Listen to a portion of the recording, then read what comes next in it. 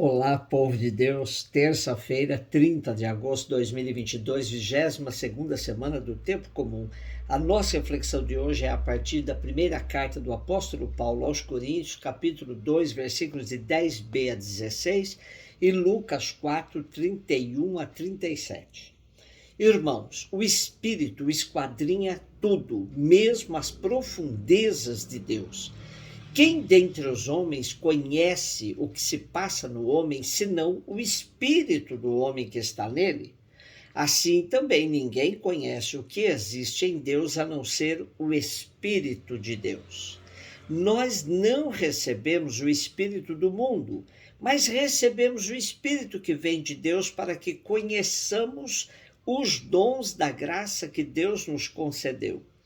Desses dons também falamos, não com palavras ensinadas pela sabedoria humana, mas com a sabedoria aprendida do Espírito.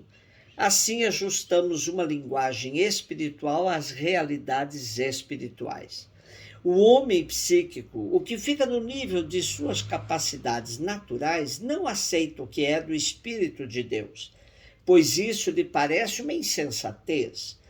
Ele não é capaz de conhecer o que vem do Espírito, porque tudo isso só pode ser julgado com a ajuda do mesmo Espírito. Ao contrário, o homem espiritual, enriquecido com o dom do Espírito, julga tudo, mas ele mesmo não é julgado por ninguém. Com efeito, quem conheceu o pensamento do Senhor de maneira a poder aconselhá-lo? Nós, porém, temos o pensamento de Cristo. É evidente o enfrentamento que Paulo faz aqui contra a corrente da gnose, palavra grega que significa conhecimento. Daí deriva o movimento do gnosticismo, que afirmava não ser preciso nenhuma graça para conhecer a Deus, bastava a razão humana. Por isso, Paulo afirma que ninguém, pelas suas próprias forças, pode conhecer a Deus e o mistério da salvação que oferece a todos.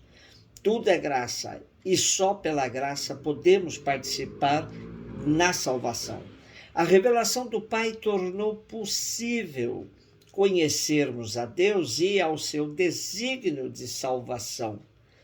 Por isso, por Cristo, nós temos acesso aos segredos de Deus e com a ajuda do Espírito Santo conseguimos balbuciar algo do que se refere à vida em Deus. Recebemos o Espírito que vem de Deus, o dom por excelência, que traz consigo o dom da sapiência. Paulo deixa claro que é somente pela graça de Deus, pela ação do Espírito, que o ser humano conhece a Deus e, por isso, pode acercar-se da salvação. Em outra ocasião, o apóstolo afirma que só no Espírito e pelo Espírito se pode dizer que Jesus Cristo é o Senhor. Paulo contrapõe duas realidades do ser humano, o homem psíquico e o homem espiritual. Ele afirma que o homem psíquico, o que fica no nível de suas capacidades naturais, não aceita o que é do Espírito de Deus. Por outro lado, o homem espiritual, enriquecido com o dom do Espírito, julga tudo, mas ele mesmo não é julgado por ninguém. Podemos concluir afirmando que tudo se realizou em Cristo Jesus, na sua vida terrena e concretamente na sua morte e ressurreição. Lucas 4, 31, 37. Jesus desceu a Cafarnaum, cidade da Galiléia, e aí ensinava aos sábados.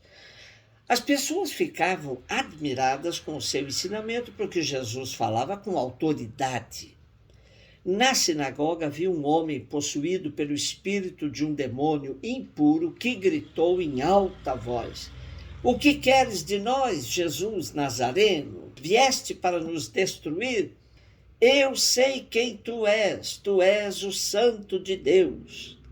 Jesus o ameaçou dizendo: "Cala-te e sai dele." Então o demônio lançou o homem no chão, saiu dele e não lhe fez mal nenhum. O espanto se apossou de todos e eles comentavam entre si: que palavra é essa? Ele manda nos espíritos impuros com autoridade e poder e eles saem. E a fama de Jesus se espalhava em todos os lugares da redondeza.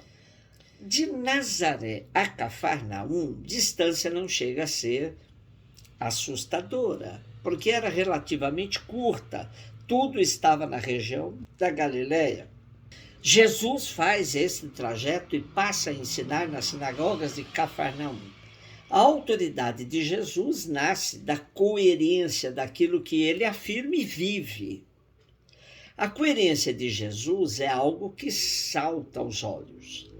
De fato, Jesus é um profeta poderoso em obras e palavras diante de Deus e de todo o povo. O texto de hoje apresenta-nos um pobre doente que é libertado de um espírito maligno. Começa o choque frontal entre Jesus e o demônio. Esse choque é preciso para que Jesus se revele como Salvador, isto é, como aquele que redime os que estão sob o domínio de Satanás e resgata para Deus e para o seu reino. A intervenção de Jesus tem dois efeitos colaterais. Suscita espanto em alguns e faz com que a sua fama se espalhe na região. A ação demoníaca escraviza e aliena o ser humano, impedindo-o de pensar e de agir por si mesmo. Formas que o escravizam, ideologias, propagandas, estruturas, sistemas e outras. Tudo isso acaba por pensar no lugar das pessoas e até agir por elas. O milagre de Jesus é fazer a pessoa voltar à consciência e à liberdade. Só assim ela poderá segui-lo. No nosso texto, não temos descrito o conteúdo do ensinamento de Jesus. Contudo, mencionando-o junto com uma ação de cura, deduz-se que tal ensinamento com autoridade repousa numa prática concreta de libertação. Com sua ação, Jesus interpreta as Escrituras de modo superior a toda a cultura dos doutores da lei. Daí o espanto. Que palavra é essa? Ele manda nos espíritos impuros com autoridade e poder e eles saem. Somos chamados a exorcizar nossa vida por meio do Espírito de Jesus, de todas as amarras que nos impedem pensar, discernir e tomar as decisões mais acertadas. Quais são as cadeias que nos prendem e impedem de desenvolver todos os dons que Deus nos deu? Muitas vezes nos tornamos carrascos de nós mesmos, pois nos deixamos escravizar por ideologias estranhas e fechadas, que nos isolam e nos tiram a capacidade do diálogo e do crescimento. Não fiquemos buscando demônios nos outros e em outras coisas, pois às vezes eles já se acomodaram dentro de nós mesmos. Um beijo no seu coração.